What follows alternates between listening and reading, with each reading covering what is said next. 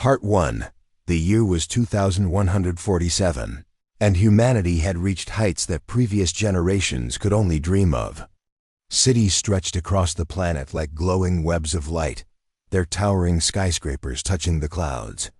On Mars, colonies thrived under glass domes, while on Europa, scientists worked tirelessly to unlock the secrets of its icy oceans.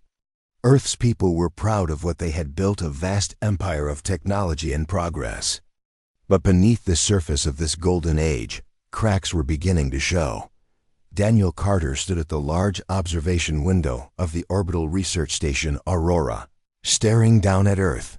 The planet looked peaceful from this distance, a blue and green marble floating in the endless blackness of space. But Daniel wasn't feeling calm.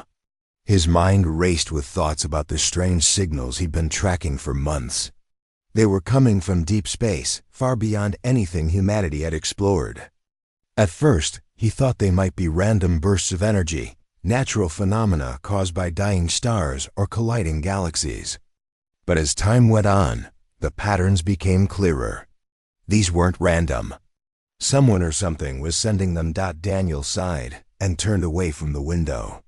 He walked back to his workstation, where screens displayed lines of data and graphs, mapping the signals. His fingers hovered over the keyboard as he replayed one of the recordings. The sound was eerie, a series of rhythmic pulses followed by long silences. It almost sounded like a heartbeat. What worried him most was the final part of each transmission, a repeating sequence of numbers and tones. To Daniel, it looked like coordinates pointing somewhere in the galaxy. For weeks, Daniel had tried to convince others to take these signals seriously. He sent reports to the United Earth Federation Council, explaining his findings and urging them to investigate. But every time he brought it up, he was met with indifference. "We have more pressing issues," Councilwoman Laura Bennett had told him during their last meeting. Her tone was dismissive, her attention clearly elsewhere. "Focus on what matters." Dr. Carter, what matters? Daniel thought bitterly as he sat down at his desk. How could they not see how important this was? If these signals really were from an intelligent species, it would change everything. Humanity wouldn't be alone anymore. And yet, no one seemed to care, still obsessing over those signals. A voice interrupted his thoughts. Daniel looked up to see Rachel Morse standing in the doorway. She was a fellow scientist aboard the Aurora, specializing in exobiology. Her dark hair was pulled back into a loose ponytail, and she carried a tablet under her arm. "I'm not obsessing," Daniel replied, though his tone suggested otherwise. "I just think we're missing something big here."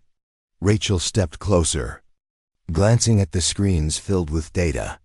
"You've been saying that for months. No one's listening." "They should be," Daniel said firmly. "Look at this."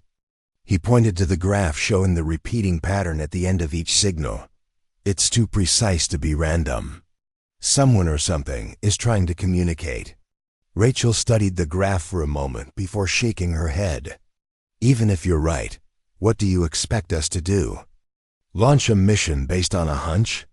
"It's not a hunch," Daniel shot back. "And yes, I do expect us to do something.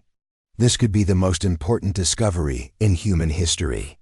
Rachel hesitated, then placed a hand on his shoulder. "I believe you, Daniel. I really do. But you know how the Federation works. Unless there's a direct threat or benefit, they won't act. You need proof, something undeniable."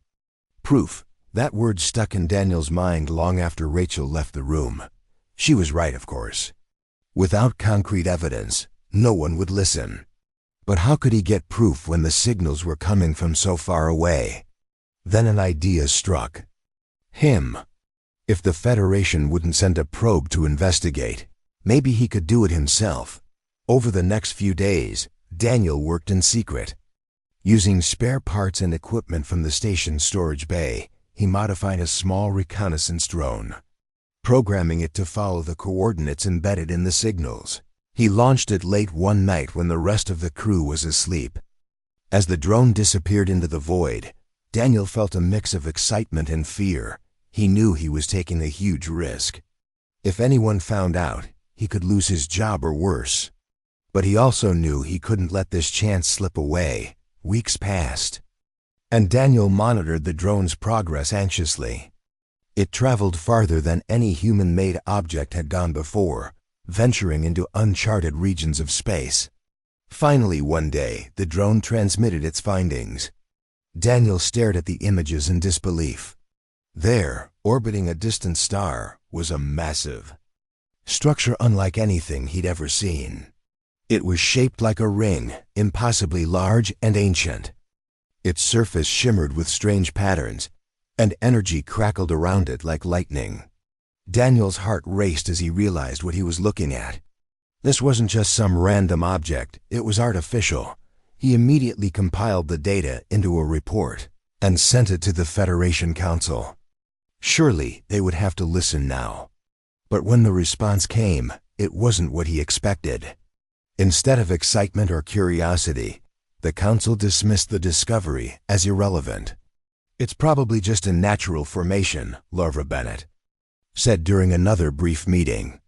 "We don't have the resources to investigate every anomaly." Daniel clenched his fists in frustration. How could they be so blind? Didn't they understand what this meant? He wanted to scream, to shake them until they saw the truth, but instead, he forced himself to stay calm. Arguing wouldn't help. He needed to find another way. That night, Daniel returned to the observation window. Below him, Earth still glowed brightly, oblivious to the storm brewing in the stars. For the first time, he felt a pang of doubt. Had humanity grown too complacent, too focused on its own achievements, to notice the bigger picture? Or was it simply arrogance, believing they were the center of the universe? As he gazed out at the vast expanse of space, Daniel couldn't shake the feeling that something was coming. Whatever it was, it wouldn't wait much longer. And when it arrived, humanity might not be ready. Unbeknownst to Daniel, his fears were about to become reality. Far beyond the edges of known space, forces were already in motion. The signals he had detected weren't just messages, they were warnings. And soon, the consequences of ignoring them would become impossible to deny. Part 2. The days following the Federation Council's dismissal of Daniel's findings were tense. He couldn't stop thinking about the massive ring-shaped structure orbiting that distant star. It wasn't just its size or design that fascinated him, it was the implications. Whoever had built it possessed technology far beyond anything humanity could imagine. And yet, his superiors refused to take it seriously. They acted as if it were a minor curiosity, something to be brushed aside in favor of more important matters. Daniel spent hours poring over the images and data sent back by the drone. The structure's surface was covered in intricate patterns that seemed almost organic, like veins pulsing with energy. The drone's sensors had detected strange fluctuations in the surrounding space gravitational anomalies, bursts of radiation, and even traces of what looked like artificial signals emanating from the object itself. It wasn't just sitting there, it was active. Whatever it was, it served a purpose. But no matter how much evidence he gathered, Daniel knew it wouldn't change the Federation's mind. They weren't interested in mysteries. They wanted certainty, proof, hard facts they could use to justify action or inaction. And without sending a manned mission to investigate, which the Council had already ruled out, there was no way to get that kind of proof. Frustrated but determined, Daniel turned to Rachel Morse for advice. She had always been supportive, even when she didn't fully agree with him. When he explained his dilemma, she listened quietly, her brow furrowed in thought. "You're right," she said finally. "They won't act unless we give them something undeniable. But you can't keep pushing this alone, Daniel. You'll burn yourself out and probably lose your job in the process." "I don't care about my job," Daniel replied sharply. "This is bigger than me, bigger than all of us. If we ignore this, we might miss our only chance to understand who or what is out there." Rachel sighed. "I know. But you need allies. People who believe in what you're doing. Have you considered reaching out to others? Scientists, journalists, anyone who might help spread the word? Daniel hesitated. Going public with his findings would be risky. The Federation hated leaks, especially ones that made them look incompetent. Still, Rachel had a point. If he couldn't convince the council, maybe he could appeal directly to the people. After all, humanity deserved to know the truth. Over the next few weeks, Daniel worked cautiously, sharing snippets of his research with trusted colleagues. Some were skeptical, dismissing the structure as a natural phenomenon or an error in the drone's readings. Others, however, were intrigued. Among them was Dr. Emily Dawson, a journalist-scientist hybrid known for her ability to explain complex ideas in simple terms. Her articles often reached millions, sparking debates and inspiring action. When Daniel showed her the images and data, Emily's eyes widened in amazement. "This is incredible," she whispered. "If this gets out, it could change everything." "That's why I need your help," Daniel said. "The Federation won't listen. But if enough people demand answers, they won't have a choice." Emily nodded slowly. "I'll write about it. But you need to prepare for backlash. Once this goes public, there's no turning back." Daniel understood the risks, but he also knew he couldn't stay silent any longer. Together, they crafted a detailed report, combining Daniel's technical analysis with Emily's clear, engaging prose. They included the drone's images, sensor readings, and even a simulation showing the structure's potential scale compared to Earth's moon. Then, late one night, Emily uploaded the article to her website. Within hours, the story went viral. Social media platforms lit up with discussions about the mysterious object. Some dismissed it as a hoax, while others speculated wildly about alien civilizations and ancient artifacts. Governments scrambled to respond, issuing vague statements urging calm. But the real reaction came from ordinary people. For the first time in years, humanity looked up at the stars with wonder instead of indifference. Back on the Aurora, Daniel watched the frenzy unfold with mixed emotions. On one hand, he felt a surge of hope. Maybe this was the wake-up call humanity needed. On the other hand, he worried about what might happen next. Would the Federation try to silence him? Or worse, would whoever or whatever had built the structure notice their interest? His fears intensified when strange things began happening. Communication systems aboard the station started glitching, messages arriving garbled or delayed. At first, the crew assumed it was routine interference, but Daniel noticed a pattern. The glitches coincided with spikes in the same signals he'd been tracking. It was as if someone or something was testing them. One evening, as Daniel worked late in the lab, Rachel burst in, her face pale. "You need to see this," she said breathlessly, holding up her tablet. On the screen was a live feed from Earth. Across multiple continents, skies had darkened unnaturally, as if a shadow had fallen over the planet. People were pointing upward, their faces filled with awe and fear. "What's causing this?" Daniel asked, though deep down, he already knew. "I don't know," Rachel admitted, "but it's not natural. Look closer." Daniel zoomed in on the footage. Through the haze, shapes began to emerge, massive ships descending silently from the heavens. Their designs were unlike anything humanity had ever seen, blending organic curves with mechanical precision. Lights pulsed along their surfaces, casting eerie glows over the landscapes below. "They're here," Daniel murmured, his voice barely above a whisper. "They've come." For a moment, neither of them spoke. The weight of the situation pressed down on them like a physical force. Humanity's golden age, built on arrogance and complacency, was about to meet its reckoning. And Daniel couldn't shake the feeling that it was his fault, that by drawing attention to the structure, he had inadvertently invited these visitors. As the ships continued their descent, governments around the world issued emergency broadcasts, urging citizens to remain calm. Military forces mobilized, though it was unclear what they could do against such advanced technology. Attempts to communicate with the ships failed. Every transmission sent into the void went unanswered. From the safety of the Aurora, Daniel and Rachel watched as chaos unfolded below. Cities plunged into darkness as power grids failed. Transportation networks collapsed, leaving millions stranded. Panic spread like wildfire, fueled by rumors and misinformation. Yet despite the destruction, the ships didn't attack. Instead, they deployed smaller craft that began dismantling infrastructure with surgical precision. Factories, research facilities, and communication hubs were targeted, their components harvested and carried away. "It's like they're ignoring us," Rachel said, her voice trembling. "We're not even worth fighting." Daniel nodded grimly. "Maybe we never were." As the hours passed, reports poured in from across the globe. Journalists captured footage of the alien craft at work, their movements eerily efficient.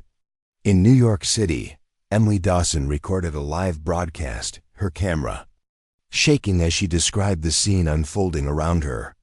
"They're not attacking us directly," she said, her voice barely steady. "It's like they don't even see us." Her words echoed Daniel's darkest fears. These beings hadn't come to conquer or destroy, they'd come to reclaim something humanity had taken for granted. And now, as the empire they had built crumbled before their eyes, the truth was becoming painfully clear. Humanity had been warned, and now they were paying the price. Part 3. The world was falling apart, and no one knew why. For days, the alien ships had been hovering silently over cities, dismantling everything in their path. Power plants were stripped bare, communication towers reduced to rubble, and factories gutted like hollowed-out shells. Yet, despite the destruction, there was no violence, not in the way humans understood it. The aliens didn't fire weapons or launch attacks. They simply took what they wanted. From aboard the orbital research station Aurora, Daniel Carter watched helplessly as Earth descended into chaos. The once bright lights of the planet's cities flickered and dimmed, replaced by eerie shadows cast by the massive alien vessels. Each ship pulsed with an otherworldly glow, its surface shifting and shimmering as if alive. It was beautiful and terrifying. Rachel Morse stood beside him at the observation window, her arms crossed tightly over her chest. "They're not here to destroy us," she said softly, breaking the silence between them. "They're here for something else." Daniel nodded, his jaw clenched. He had suspected as much since the beginning. These beings weren't invaders in the traditional sense. They were collectors. But what were they collecting? And why? Down on Earth, Emily Dawson continued broadcasting live updates from New York City. Her camera captured the surreal scene unfolding around her. Streets empty except for abandoned cars, buildings collapsing under the weight of alien machinery, and people cowering in fear behind barricaded doors. Despite the danger, Emily refused to leave. She felt a responsibility to document everything, to make sure humanity remembered this moment, even if it meant risking her life. "They're ignoring us completely," Emily said into her microphone, her voice shaking slightly. "It's like we're invisible to them, or maybe we're just irrelevant." Her words echoed across the globe, reaching millions who huddled together in makeshift shelters or stared up at the sky in disbelief. Social media exploded with reactions, some angry, others frightened, and a few eerily calm. Conspiracy theories spread like wildfire, blaming everyone from secret government agencies to rogue AI systems. But deep down, most people knew the truth. This wasn't human-made. This was something far beyond their understanding. Back on the Aurora, Daniel tried to piece together what little information they had. The Federation Council had gone silent, retreating into emergency bunkers while leaving the rest of humanity to fend for itself. Communication lines were down, making it nearly impossible to coordinate any kind of response. Even the military seemed powerless, their advanced weapons useless against the alien technology. "They're not fighting back," Rachel observed bitterly. "They're just hiding." Daniel didn't respond. He couldn't blame them. What could anyone do against such overwhelming power? The aliens' methods were precise, almost surgical. They targeted specific locations, power grids, research facilities, data centers, but left residential areas mostly untouched. It was as if they viewed humanity not as enemies, but as pests.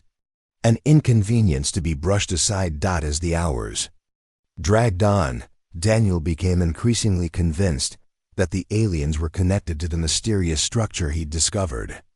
The same patterns he'd seen on the ring-shaped object now appeared on the surfaces of the alien ships. They glowed faintly, pulsing in rhythm with the strange signals he'd been tracking for months. Whatever these beings were, they hadn't come unprepared. They knew exactly where to go and what to take, but why now? Why, after centuries of silence, had they suddenly decided to act? Daniel wrestled with the question, replaying every detail of his research in his mind. Then it hit him, the artifact buried beneath Antarctica's ice. The relic he'd read about in classified archives years ago, dismissed as nothing more than a myth. Could it be real? Could it be the key to understanding what the aliens wanted? "We need to find out more about that artifact," Daniel said abruptly, turning to Rachel. She blinked, startled by the urgency in his voice. "What artifact?" "There's something buried under Antarctica," Daniel explained quickly. "An ancient object that predates human civilization. I always thought it was just a story, but now—" He trailed off, his mind racing. What if it's connected to all of this? What if the aliens are here because of it? Rachel frowned. Even if it exists, how would we get to it? Half the planet's in ruins, and the Federation isn't exactly eager to cooperate. I know, Daniel admitted, but we have to try. If we can figure out what the artifact is and why the aliens want it, we might stand a chance. Rachel hesitated, then nodded slowly. All right, let's see what we can dig up. Over the next few days, Daniel and Rachel scoured the station's archives, searching for any mention of the Antarctic artifact. Most of the files were heavily redacted, but they managed to piece together fragments of information. According to the records, the artifact had been discovered decades earlier during a routine geological survey. Initial scans suggested it was made of an unknown material, resistant to both physical damage and attempts to analyze its composition. Scientists who studied it reported strange phenomena, equipment malfunctions, hallucinations, and even brief periods of lost time. One document caught Daniel's attention, a memo written by a researcher named Nathan Cole. In it, Cole speculated that the artifact might be extraterrestrial in origin. Its design defies logic, he wrote. It's as if it was created by a species far older and far smarter than us. Daniel shared the memo with Rachel, his hands trembling slightly. This is it, he said. This has to be what they're looking for. But why? Rachel asked. Why wait so long to come back for it? I don't know, Daniel replied. Maybe they didn't realize we'd found it until now. Or maybe, he paused, considering the possibility. Maybe they were waiting to see what we'd do with it. Rachel's eyes widened. You think they gave it to us? On purpose? It's possible, Daniel said grimly. If they did, we failed their test. We treated it like a trophy instead of respecting its purpose. Before they could discuss it further, an urgent message came through from Earth. Emily Dawson had managed to contact them using a portable transmitter salvaged from the wreckage of her studio. Her face appeared on the screen, pale and drawn but determined. Daniel, she said breathlessly. I think I found something you need to see. What is it? Daniel asked, leaning closer to the monitor. There's a group of scientists holed up in an underground lab near the artifact site, Emily explained. They've been studying it for years, trying to unlock its secrets. One of them, a historian named Nathan Cole, says he knows what it is. He claims it's part of some kind of agreement. An agreement? Rachel echoed, frowning. With who? That's the thing, Emily said. He won't say, but he wants to talk to you. Says you're the only one who can understand. Daniel exchanged a glance with Rachel. This was it, their chance to uncover the truth. But getting to Antarctica wouldn't be easy. With global infrastructure crumbling and the aliens still active above, the journey would be perilous. We'll figure it out, Daniel said firmly, turning back to Emily. Tell Nathan Cole we're coming. As the transmission ended, Daniel felt a surge of determination. Whatever lay ahead, whatever dangers they faced, they had no choice but to keep moving forward. Humanity's survival depended on it. Part 4. The journey to Antarctica was anything but easy. Daniel and Rachel had to navigate a world that was falling apart, piecing together resources and transportation in ways they never imagined. The alien ship still loomed over Earth, their presence casting a shadow of fear and uncertainty. Power grids were down, fuel supplies were scarce, and most communication networks had collapsed. But despite the chaos, there was one advantage. The aliens seemed uninterested in remote areas like Antarctica. For now at least, it felt safer than staying near the cities. After securing a small aircraft from a decommissioned military base, Daniel and Rachel set off toward the southern continent. The flight was long and tense, with both of them constantly scanning the skies for signs of trouble. At one point, they spotted an alien craft gliding silently above the ocean, its surface glowing faintly. Rachel gripped the edge of her seat. As they passed beneath it, holding her breath until it disappeared into the distance. When they finally landed on the icy plains of Antarctica, the cold hit them like a wall. Bundled in thick coats and goggles, they trudged through the snow toward the underground lab Emily had mentioned. It was hidden beneath layers of ice, accessible only through a narrow tunnel carved into the frozen landscape. A group of scientists greeted them at the entrance, their faces weary but hopeful. Dr. Carter? One of them asked, stepping forward. He was an older man with graying hair and sharp eyes. Nathan Cole, the historian Emily had spoken about. Yes, Daniel replied, shaking his hand. You said you know something about the artifact. I do, Nathan confirmed, leading them inside. But I'll warn you, it's not going to be easy to hear. The lab was dimly lit, powered by generators that hummed softly in the background. Monitors displayed images and data related to the artifact, while shelves were lined with notebooks and files. In the center of the room stood the object itself, encased in a protective glass dome. It was unlike anything Daniel or Rachel had ever seen. About the size of a car engine, it shimmered with colors that shifted depending on the angle. Its surface was smooth, yet intricate, covered in patterns that seemed to pulse faintly, almost like a heartbeat. This is it, Nathan said, gesturing to the artifact. We've been studying it for years, but we're still no closer to understanding how it works or why it's here. What have you learned so far? Rachel asked, her voice tinged with awe as she studied the object. Nathan sighed, pulling up a chair and motioning for them to sit. What I'm about to tell you goes against everything we thought we knew about human history. Are you ready? Daniel nodded. Just tell us. The artifact isn't just ancient, Nathan began. It's extraterrestrial. And it wasn't abandoned, it was given to us. Given to us? Rachel echoed, frowning. By who? That's the part I can't prove, Nathan admitted. But based on the evidence, it seems clear that an advanced species visited Earth thousands of years ago. They left this behind, along with other relics scattered across the planet. These artifacts weren't random gifts, they were tools meant to help humanity evolve. Daniel leaned forward, his mind racing. So you're saying these aliens uplifted us? Gave us technology to make us smarter, stronger? In a way, yes, Nathan replied. But it wasn't just about technology, it was about potential. They saw something in us, something worth nurturing. The problem is, we didn't live up to their expectations. How do you mean? Rachel asked, her brow furrowed. Nathan hesitated before continuing. Think about it. What did we do with their gifts? We used them to build weapons, exploit resources, dominate each other. Instead of using the artifacts to improve ourselves, we turned them into tools for greed and power. Over time, we forgot where they came from and what they were supposed to represent. Daniel felt a chill run down his spine. And now the aliens are back, to take it all away. It looks that way, Nathan said grimly.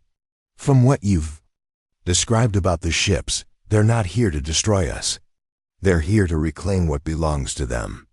To clean up the mess we made. Rachel shook her head, struggling to process everything. But why wait so long? Why come back now? That's the question, isn't it? Nathan said. My theory is that they gave us time, a chance to prove ourselves. But instead of learning from their gifts, we squandered them. Now they've decided we're not worthy anymore. The weight of Nathan's words hung heavy in the air. For a moment, no one spoke. Outside, the wind howled against the walls of the lab, a reminder of the harsh environment surrounding them. So what do we do? Daniel asked finally, breaking the silence. If they're here to take the artifact, how do we stop them? You don't, Nathan replied bluntly. You can't fight them. Their technology is centuries ahead of ours. Any attempt to resist will only make things worse. Then what's the point of telling us all this? Rachel demanded, frustration creeping into her voice. If we can't do anything, why even try? Because maybe there's another way, Nathan said, his tone softening. Maybe we can show them we've changed.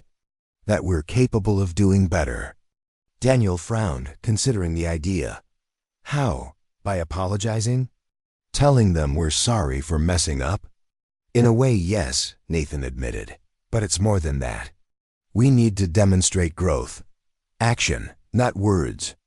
If we can prove that we understand the value of their gift and that we're willing to use it responsibly, we might stand a chance. Rachel looked skeptical. Even if we could pull that off, how do we get through to them? They haven't responded to any of our attempts to communicate. That's where you come in, Nathan said, turning to Daniel. You've been tracking their signals longer than anyone else. You've seen how they operate. If anyone can figure out a way to reach them, it's you. Daniel hesitated, the enormity of the task sinking in. He wasn't sure he was the right person for this knot, when so much was at stake. But deep down, he knew Nathan was right. If humanity had any hope of surviving this, it would require someone willing to step up and try. All right, Daniel said finally, standing up. Let's get to work. Over the next several hours, the team gathered around the artifact, brainstorming ideas. Daniel focused on analyzing the patterns of the alien signals, looking for clues that might help them establish contact. Rachel worked with Nathan to study the artifact's behavior, hoping to unlock some kind of message or instruction. Meanwhile, Emily joined them via video link, sharing updates from her position in New York. She had managed to rally a small group of volunteers who were documenting the aliens' activities and spreading awareness online. As night fell, the lab grew quieter, the hum of the generators the only sound breaking the stillness. Daniel stared at the artifact, his mind racing. He couldn't shake the feeling that it was alive, that it was watching them, waiting for something. Do you think it knows we're here? Rachel asked suddenly, voicing the thought that had been lingering in everyone's minds. I don't know, Daniel admitted. But if it does, maybe that's a good thing. Maybe it's testing us too. Whatever the truth was, one thing was certain. Time was running out. The aliens were already dismantling Earth's infrastructure, and it was only a matter of time before they reached Antarctica. Humanity's fate rested on whether Daniel and his team could find a way to bridge the gap between two species, one ancient and powerful, the other flawed but determined. For the first time in days, Daniel felt a flicker of hope. It was small, fragile, and uncertain, but it was enough to keep him going. Part 5. The next morning, the team gathered around a makeshift table in the lab. Papers, tablets, and laptops were scattered across its surface, filled with notes, diagrams, and calculations. The air was tense but focused. Everyone knew what was at stake. If they couldn't find a way to communicate with the aliens and convince them that humanity deserved another chance, everything would be lost. Daniel stood at the head of the table, his eyes scanning the faces of those around. Him, Nathan, Rachel, Emily on the video screen, and a few other scientists who had joined their effort. They all looked exhausted, their faces pale from lack of sleep, but there was determination in their eyes. This was their last shot. "We need a plan," Daniel said, breaking the silence. "Something concrete we can present to them." "Words won't cut it. We have to show them action," Nathan nodded. "Agreed. But how do we do that without knowing exactly what they want?" "That's where the artifact comes in," Daniel replied. He gestured toward the glass dome housing the shimmering object. "It's our best link to them.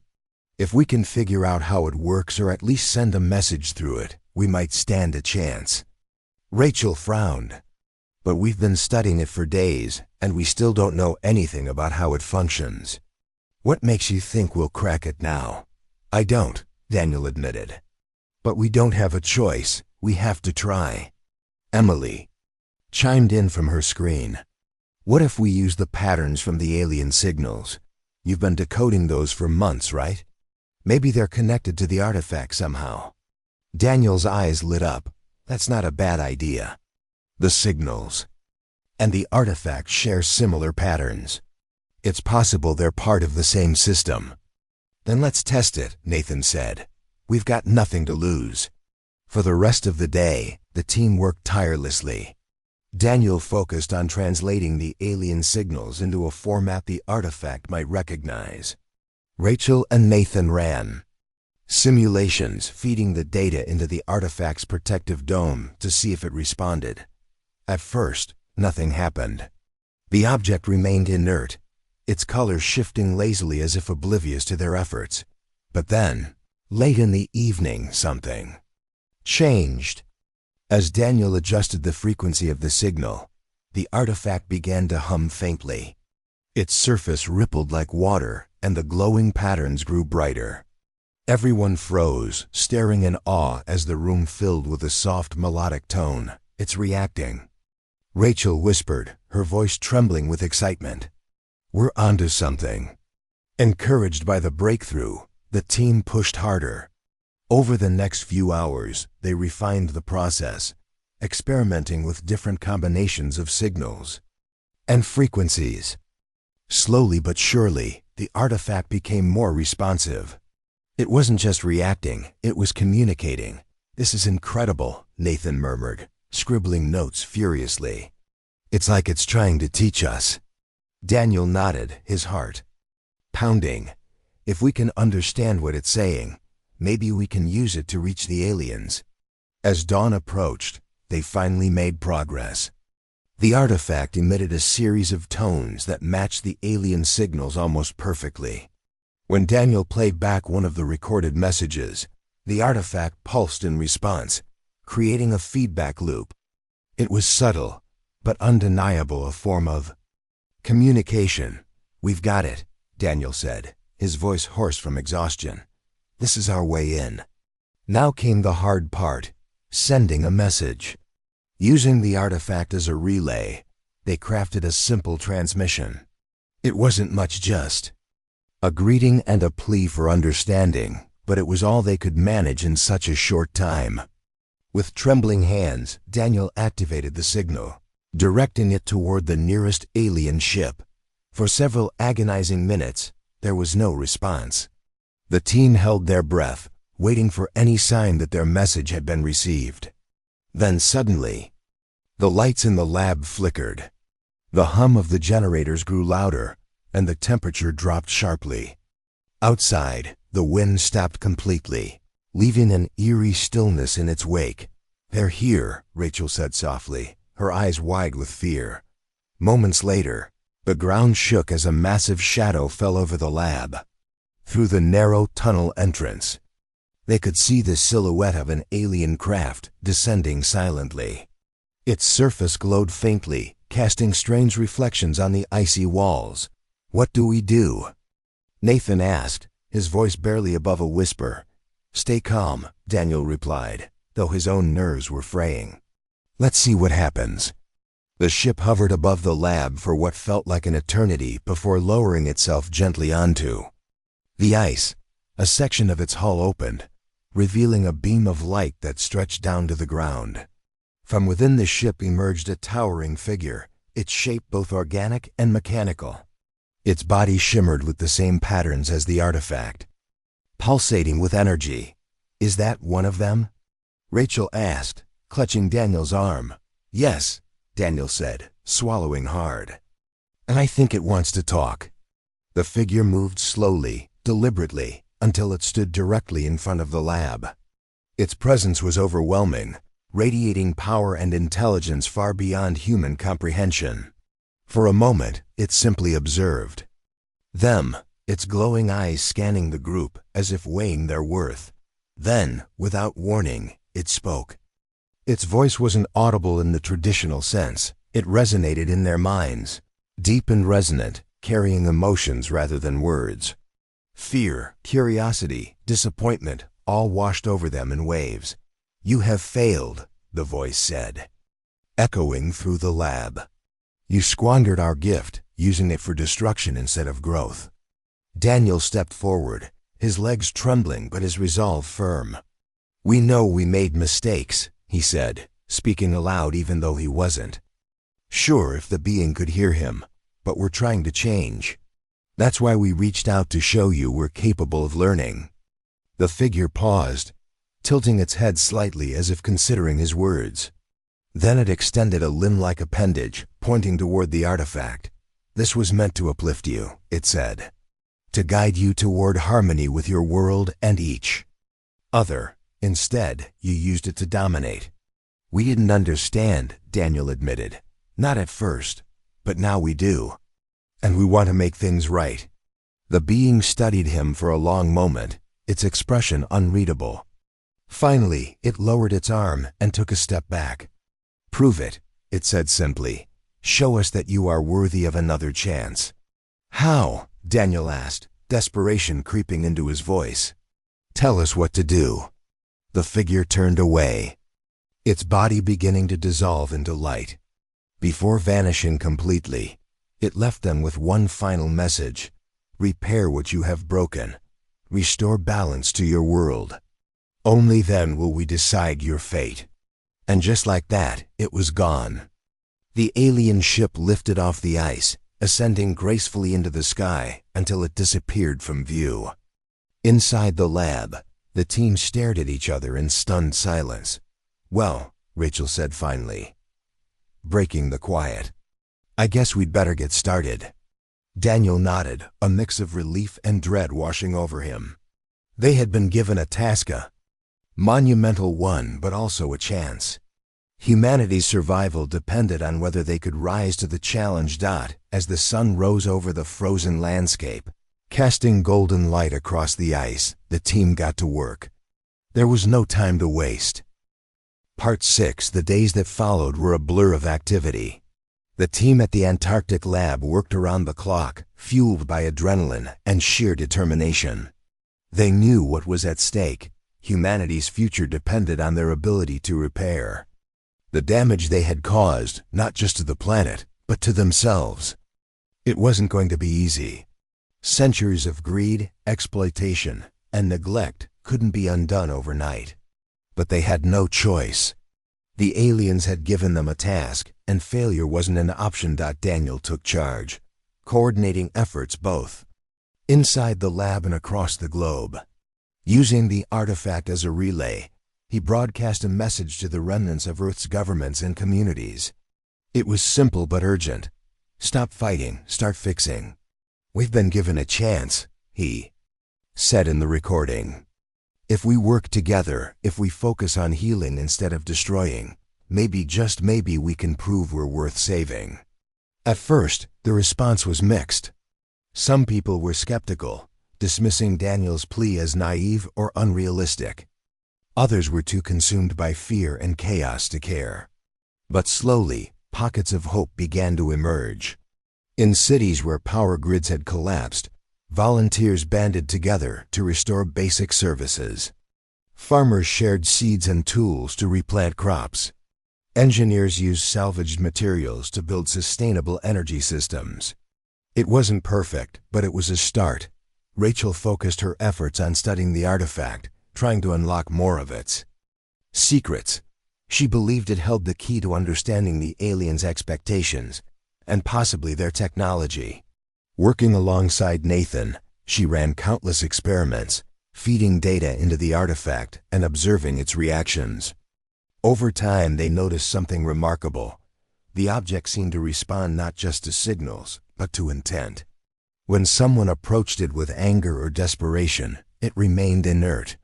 But when they came with calmness and purpose, it pulsed softly, almost as if encouraging them. "It's alive," Rachel whispered one night, staring at the glowing patterns on its surface. "Not in the way we think of life, but it feels like it's guiding us." Nathan nodded, his expression thoughtful. "Maybe that's why they left it here, not just as a tool, but as a teacher." Meanwhile, Emily Dawson continued broadcasting updates from New York, amplifying the team's message to anyone who would listen. Her reports became a lifeline for millions, offering guidance and inspiration during one of humanity's darkest hours. She interviewed survivors, sharing stories of resilience and cooperation. One segment featured a group of engineers who had repurposed old solar panels to power a neighborhood hospital. Another highlighted farmers in rural areas planting trees to combat deforestation. These small acts of kindness and ingenuity gave people hope, a reminder that even in the face of overwhelming odds, humanity could still come together. But progress was slow and tensions flared. Not everyone agreed with the new direction. Some argued that focusing on environmental restoration was a waste of time when survival was still uncertain. Others hoarded resources, refusing to share with those in need. Conflicts erupted in several regions, threatening to derail the fragile unity that had begun to form. Daniel felt the weight of it all pressing down on him. He hadn't slept properly in days, his mind constantly racing with questions. Were they doing enough? Would it matter? Every setback felt like a step backward, every disagreement a reminder of how far humanity still had to go. One evening, as he sat alone in the lab staring at the artifact, Rachel found him.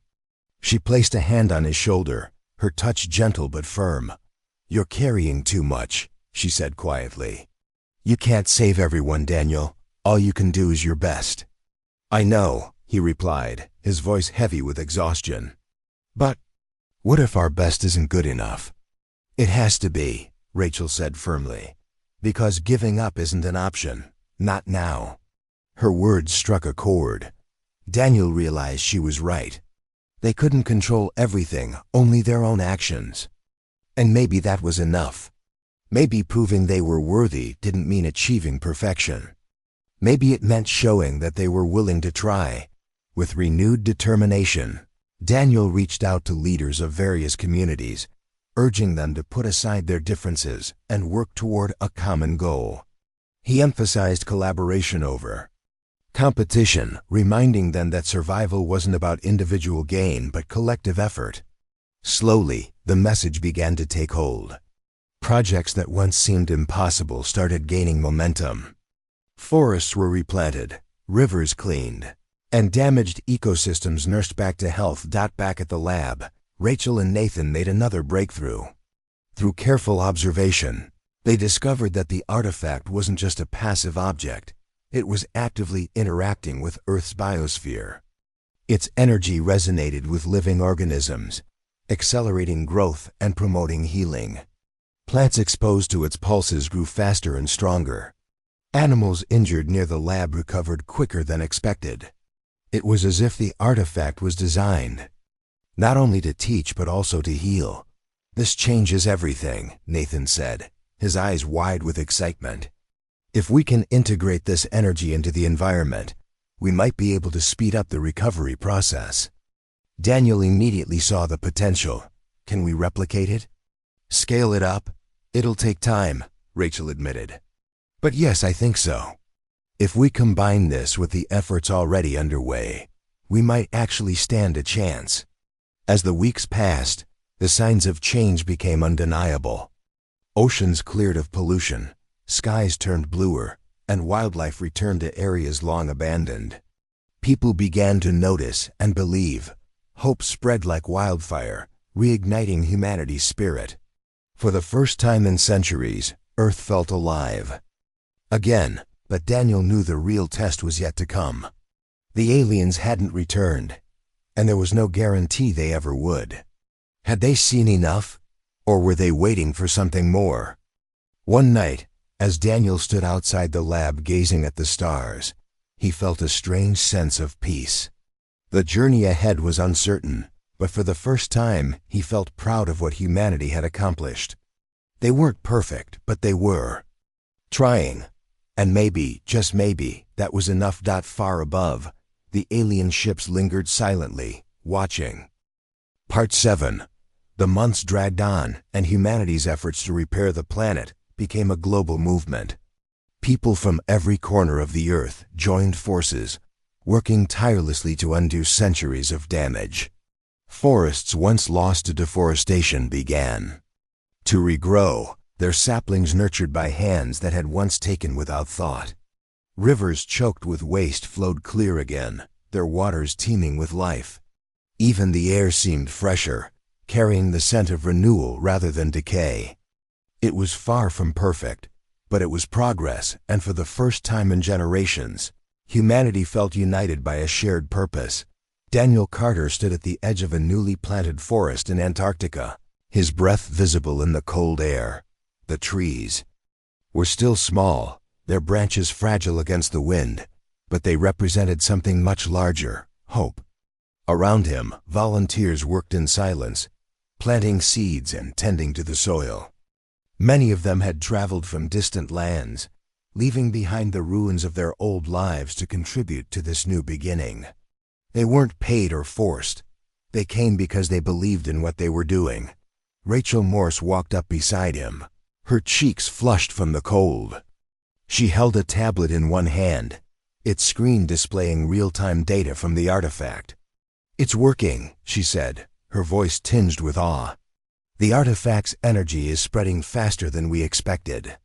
Ecosystems are healing at an incredible rate."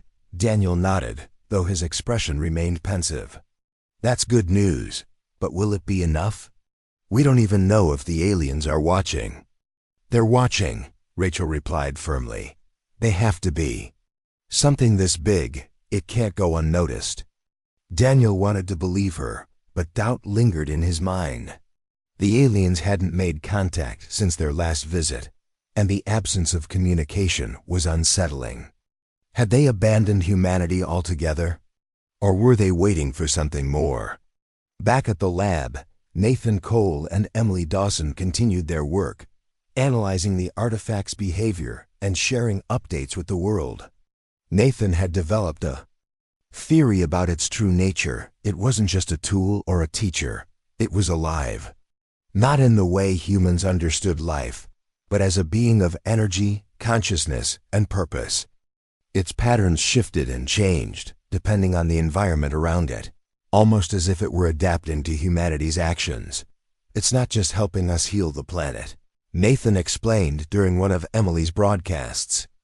"It's learning from us, responding to our intentions. If we approach it with care and respect, it responds in kind." Emily nodded, her camera capturing the glowing artifact in the background. "So it's like a mirror," she said, "showing us who we are and who we could become." The idea resonated deeply with people. Across the globe, communities embraced the concept of coexistence, not just with nature, but with each other. Old rivalries faded as nations pooled resources and knowledge. Borders became less important than survival and renewal. For the first time, humanity acted not as conquerors, but as stewards. But despite the progress, challenges remained. Some regions resisted change, clinging to outdated ways of thinking. Others struggled with the sheer scale of the task ahead. Entire cities lay in ruins, their rebuilding delayed by lack of materials or manpower. And then there were those who questioned whether humanity deserved redemption at all. One evening, Daniel gathered the team in the lab to discuss their next steps. The atmosphere was tense but hopeful. "We've done a lot," he began, pacing slowly as he spoke. "But we need to do more. The aliens gave us a chance, but they didn't tell us how much time we have. What if they decide we've failed before we finish?" "We can't think like that," Rachel interjected. "All we can do is keep moving forward. Show them we're serious." Nathan leaned forward, resting his elbows on the table. "What if we took it a step further? Instead of just repairing the planet, what if we merged our efforts with the artifact itself? Used its energy to create a permanent bond between humanity and the Earth?" Daniel frowned. "You mean integrate it into the biosphere?" "Yes," Nathan replied. "If we can align its energy with ours, maybe we can prove that we're ready to take responsibility, that we understand the balance we disrupted and how to restore it." The idea was risky, perhaps even dangerous. No one knew what would happen if they attempted such a fusion. The artifact was powerful, its full capabilities still a mystery. But it was also their best chance to demonstrate growth, to show the aliens that humanity had truly changed. After hours of discussion, the team agreed to proceed.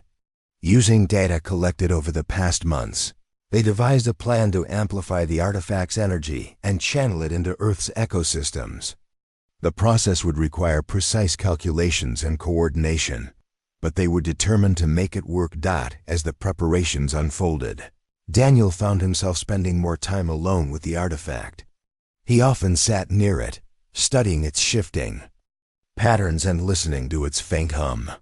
There was something comforting about its presence, as if it understood the weight of what they were trying to achieve.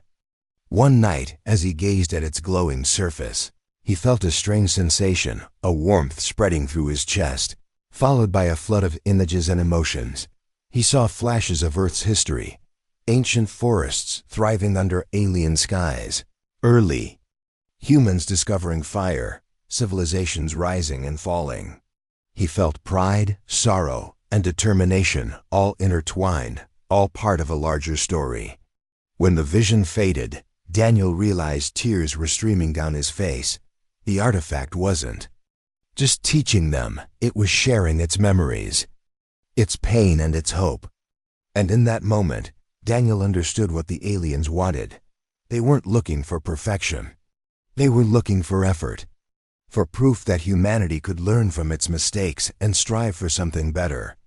Day of the experiment arrived, and the team gathered in the lab, their faces a mix of excitement and fear.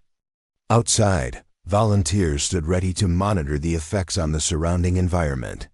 Emily broadcast the event live, her voice steady despite the tension in the air. "Here goes nothing," Daniel muttered as he activated the system. Energy surged through the artifact, its glow intensifying until it filled the room with light.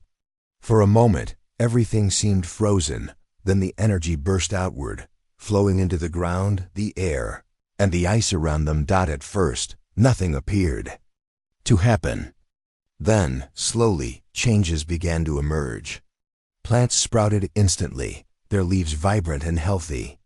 Snow melted into clear streams, feeding the newly formed vegetation. Animals emerged from hiding, drawn by the sudden abundance of life. The entire landscape transformed within minutes, as if spring had arrived in the heart of winter. "It's working," Rachel whispered, her eyes wide with wonder. "It's actually working." As the energy settled, the team stepped outside to witness the results. The barren ice fields of Antarctica had been replaced by lush greenery, teeming with life. Birds sang overhead, and the air smelled fresh and clean. It was a miracle and a promise. Far above, the alien ships stirred. Their lights brightened and their movements grew deliberate. Humanity's message had been sent loud and clear. Now all they could do was wait.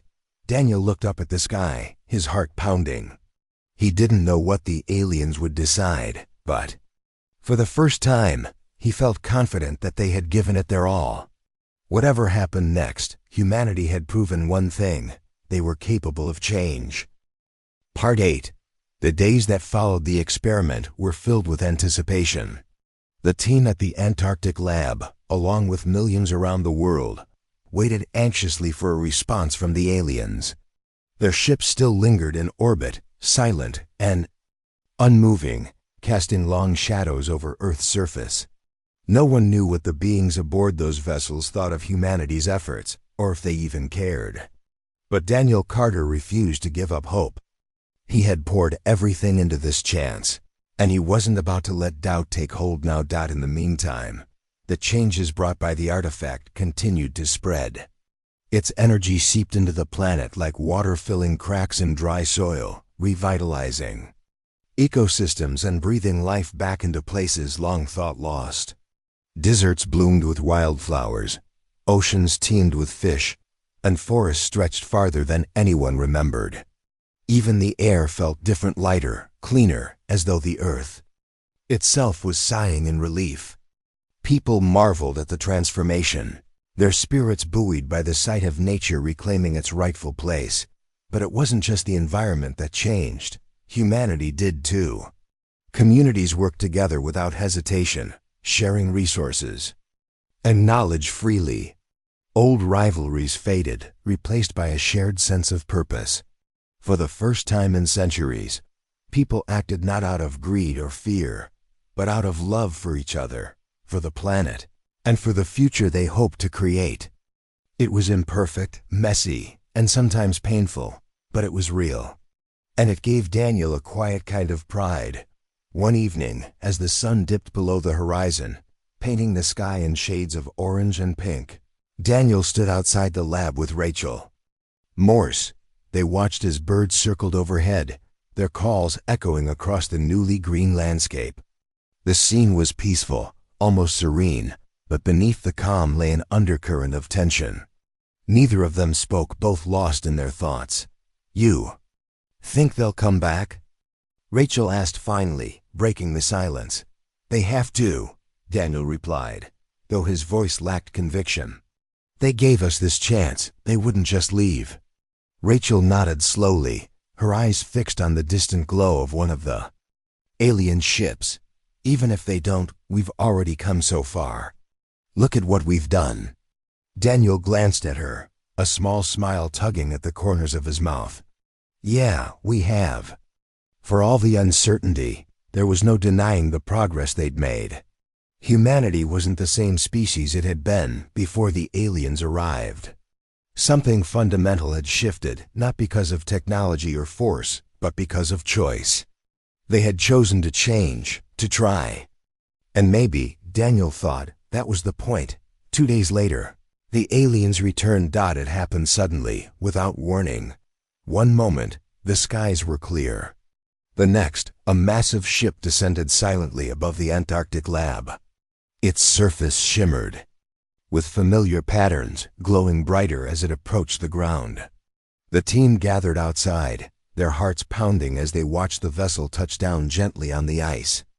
A section of its hull opened, revealing a beam of light that stretched down to the ground.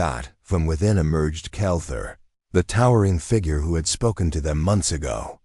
His presence was overwhelming, radiating power and wisdom far beyond human comprehension. Yet, unlike before, his demeanor seemed softer, less judgmental. He moved slowly, deliberately, until he stood directly in front of the group. "You have done well," he said, his voice resonating in their minds rather than their ears. "Your actions speak louder than your words." Daniel stepped forward, his legs trembling slightly but his resolve firm.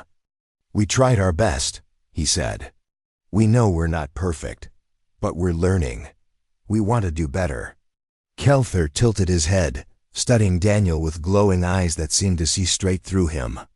"You are fragile creatures," he said, easily swayed by fear and desire. "But you are also capable of growth, of resilience."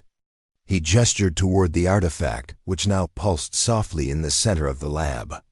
"This was given to guide you, not to control you. It is a seed, a beginning. You squandered its gift once, using it to dominate instead of nurture.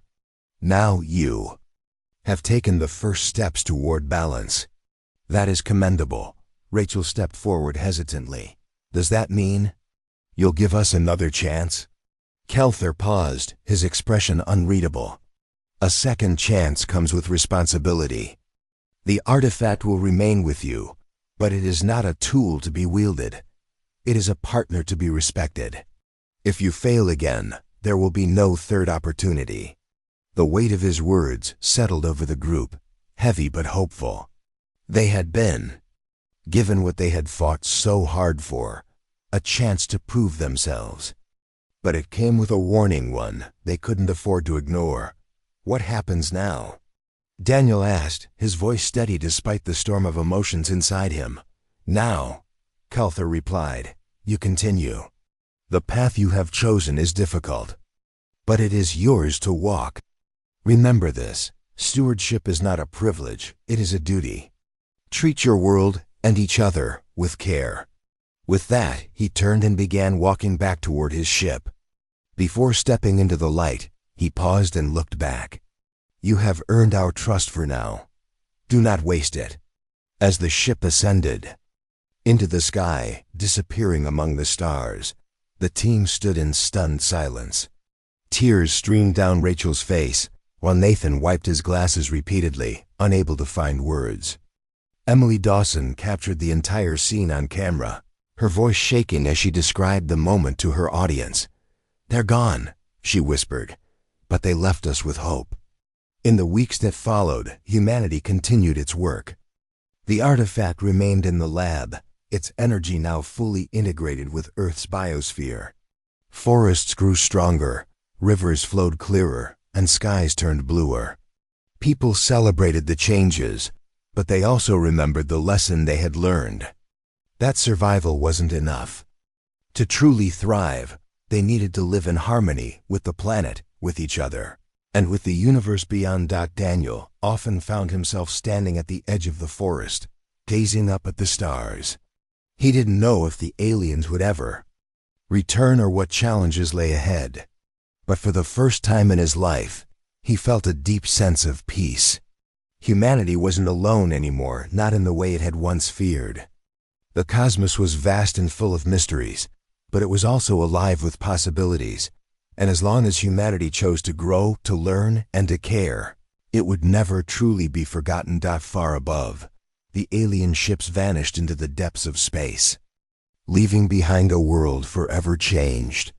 The seeds of redemption had been planted, and though the road ahead would be long, humanity had taken its first steps toward a brighter future.